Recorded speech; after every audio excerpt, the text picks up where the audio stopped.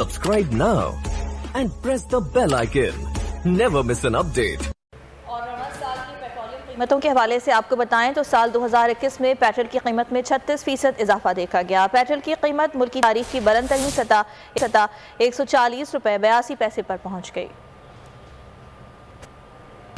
पाकिस्तान तहरीक इंसाफ के दौर इक़्तिदार के तीसरे साल 2021 में पेट्रोलियम मसनूआत के निर्खों में 58% तक इजाफा देखा गया, जबकि इस दौरान पेट्रोल और डीजल की कीमतें बिल तरतीब 36 और 27% तक बढ़ गयी। 2021 के दौरान महज एक बरस में पेट्रोल की कीमत 36% यानी 37 रुपए 13 पैसे इजाफे से 103 रुपए 69 पैसे लीटर से बढ़ाकर 140 रुपए 82 पैसे फी लीटर की मुल्क की तारीख की बुलंद तरीन सतह पर जा पहुँची। डीजल की कीमत रवा बरस 29 रुपए 18 पैसे इजाफे से 108 रुपए 44 पैसे लीटर की सतह से बुलंद करके डीजल की कीमत एक साल के अंदर 27% इजाफा रिकॉर्ड किया गया। और डीजल के निर्खों में इजाफा बराह रास्त महंगाई का बायस बनता है, क्योंकि इन दोनों पेट्रोलियम मसनूआत के निर्खों में इजाफे से नक्लो हरकत की लागत बढ़ जाती है। नतीजे में अशिया खुरनोश समेत तमाम मसनूआत की कीमतों में इजाफा हो गया। 2021 के दौरान मिट्टी के तेल के निर्खों में नुमाया इजाफा रहा। मिट्टी के तेल की कीमत 56% इजाफे के साथ 37 रुपए 39 रुपए 24 पैसे बढ़ाकर 70 रुपए 29 पैसे फी लीटर से 109 रुपए 53 पैसे लीटर की सतह पर पहुंच गई। जबकि लाइट डीजल ऑयल की कीमत में एक साल के दौरान 58% इजाफा रिकॉर्ड किया गया। लाइट डीजल ऑयल की कीमत 39 रुपए 20 पैसे इजाफे से 67 रुपए 86 पैसे फी लीटर से बढ़कर 107 रुपए 6 पैसे फी लीटर की सतह पर जा पहुंची। कान अगर मैं इधर से पकड़ लूं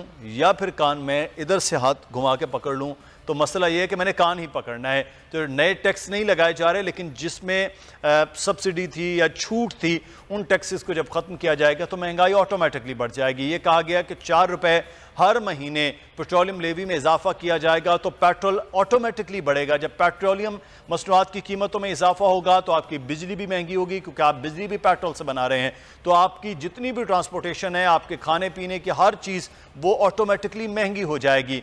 तो फिर जब पेट्रोल महंगा होगा, ये चीज़ें महंगी होंगी, तो फिर कहा जा रहा है कि एक आम आदमी के लिए बोझ नहीं है। ये कैसे हो सकता है? कारोबारी तबके को बहुत ज़्यादा जो इस्तिस्ना दिया गया था टैक्सेस में छूट के हवाले से, वो भी अब ख़त्म कर दिया गया है। पहले ही हुकूमत के तकरीबन 2 से सवा 2 साल तक ये सवाल होता रहा कि जो डेवलपमेंट है वो नज़र नहीं आ रही। फिर उसके बाद 900 अरब रुपए का डेवलपमेंट का बजट रखा गया कि हुकूमत डेवलपमेंट करेगी। उसमें अब कट लगा दिया गया, यानी 900 से अब 700 अरब रुपए का डेवलपमेंट का बजट है। तो जो डेवलपमेंट पहले ही लोग इंतज़ार कर रहे थे कि सड़कों की तामीर हो, बाकी जो बड़े डेवलपमेंट के काम हैं वो होते हुए नज़र आएँ, वो अब मज़ीद सुस्त हो जाएंगे। तो इसका मतलब ये है कि जहाँ पर महंगाई बढ़ेगी वहाँ पर डेवलपमेंट के मामलात जो हैं वो भी खासे कम हो जाएंगे। और सेल्स जो टैक्स है वो भी पेट्रोलियम के हवाले से वो पहले बिल्कुल कम किया गया था, हम बड़ा प्रेस कर रहे थे हुकूमत को, अब वो भी दोबारा से बढ़ाया जा रहा है। तो टैक्स की छूट जो है जितनी थी वो अब ख़त्म हो रही है। तो मिनी बजट जो है वो अब जितना सख्त होगा हुकूमत के लिए उतनी मुश्किलात भी पैदा करेगा, क्योंकि जनवरी में ये बजट मंजूर कर रहे हैं। 12 जनवरी को मीटिंग हो रही है IMF के साथ, और उसके बाद मार्च में जाकर खैबर पख्तूनख्वा के बाकी हिस्सों और पंजाब में बल्दियाती इलेक्शन की तैयारी हो रही है। तो हुकूमत क्या इसके लिए भी फिर तैयार है कि वोट नहीं मिलना है? हम बात करेंगे। नज़ीर लगारी साहब हमारे साथ मौजूद हैं, सीनियर सहाफ़ी तजकार एडिटर इन चीफ। बोले लगारी साहब, मिनी बजट आ नहीं रहा, तकरीबन बस आ ही गया है। तो अब जब मिनी बजट आ ही गया है तो उसके लिए फिर अवाम, मेरा ख्याल है सर लगारी साहब, अवाम तैयार है, वो किसी भी तरह के सख्त से सख्त फैसले, सख्त से सख्त माहौल में भी अब जीना सीख चुकी है क्योंकि इमरान खान साहब कह रहे हैं कि आपने घबराना नहीं है। जी हाँ, लोग घबरा नहीं रहे हैं, लेकिन घबराहट की तरफ हैं। और हम जो हुक्मरान ये समझ रहे हैं कि अवाम की क़ुव्वत इरादी को तोड़ दिया गया है। जिस तरह से हुक्मरान अशराफ ये समझ रही है कि हमने सियासतदानों को और अपोजिशन को इंगेज कर लिया है मुकदमात में और मुख्तलिफ़ चीज़ों में, इस तरह से जो है वो बाहर नहीं आ सकते हैं। फिर ऐसा होता है कि एक अनारकी होती है, और दुनिया भर में ऐसा हुआ है। आपकी वो इकोलॉजी नहीं रही है, आपकी वो डेमोग्राफी नहीं रही है जो पहले हुआ करती थी, जो रिजेस्ट नहीं करती थी।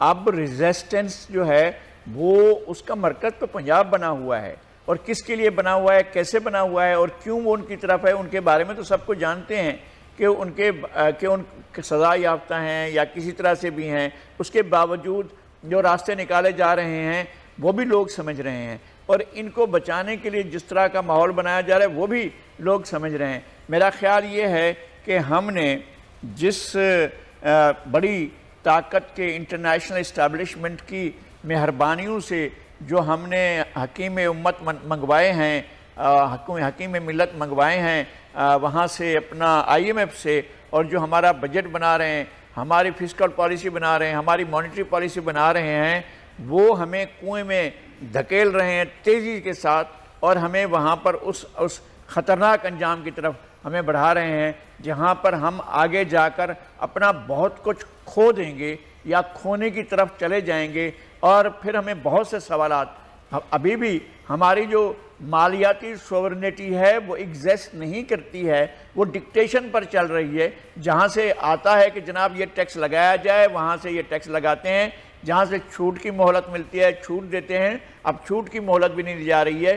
और लोगों को अगर आपने टैक्स लगाना है डायरेक्ट टैक्स लगाए ना, फिर ये क्या बात हुई कि जनाब आप इनडायरेक्ट टैक्सेस को आप लोगों के ऊपर मुसलत करते हैं और लोग जो हैं वो इस मामले में परेशान रहते हैं। अल्टीमेट आपका जो भी कुछ होगा वो कंज्यूमर के पास आएगा, भुगतना कंज्यूमर ने, कंज्यूमर आम आदमी